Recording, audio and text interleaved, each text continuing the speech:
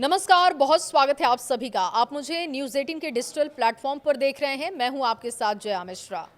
Bhojpuri cinema के सबसे चर्चित चेहरों में से एक पवन सिंह अब राजनीति के भी वैसे ही फेस है जो प्राय मीडिया के हेडलाइन में रहते हैं।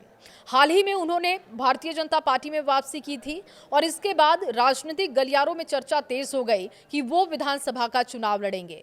पार्टी के कई नेताओं ने भी ऐसे संकेत दिए कि पवन सिंह को टिकट मिल सकता है। उनके जनाधार और लोकप्रियता को देखते हुए ये माना जा रहा था कि बीजेपी उन्हें स्टार उम्मीदवार बनाकर मैदान में उतार सकती है।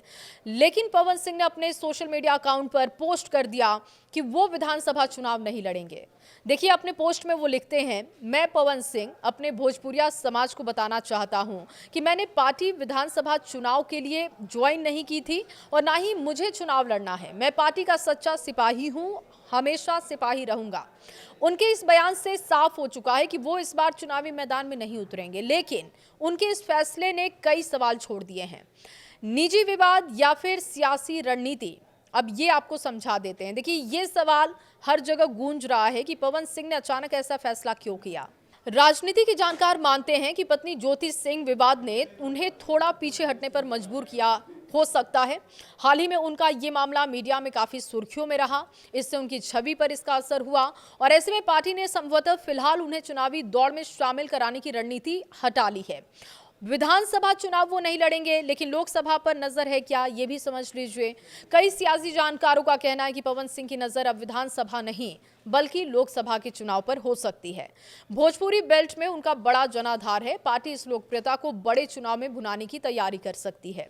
लोकसभा चुनाव में भोजपुरी स्टार का चेहरा पार्टी के लिए बहुत बड़ी ताकत बन सकता है। आपको बता दें कि बीजेपी इस वक्त स्टार प्रचारकों के लिए लगातार फोकस कर रही है, स्टार कैंपेनर पर फोकस करती हुई दिख रही है। पार्टी ने अतीत में भी सेलिब्रिटीज को चुनाव प्रचार में बड़े पैमाने पर उतारा है।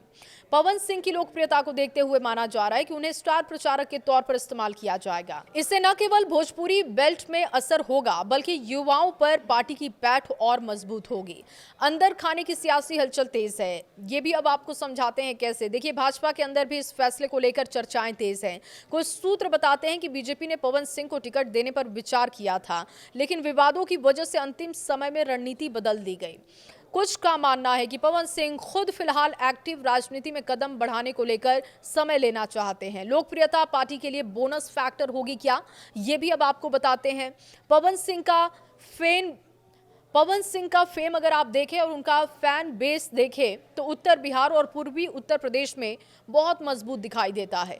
भोजपुरी सिनेमा में सुपरस्टार का दर्जा रखने वाले पवन सिंह की लोकप्रियता पार्टी के लिए बोनस फैक्टर बन सकती है।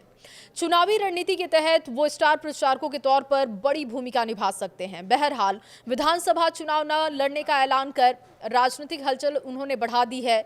लॉन्ग गेम खेलने के लिए पवन सिंह तैयार हैं और ये फैसला जो उन्होंने किया है इसको उसी रणनीति के तौर पर देखा जा रहा है।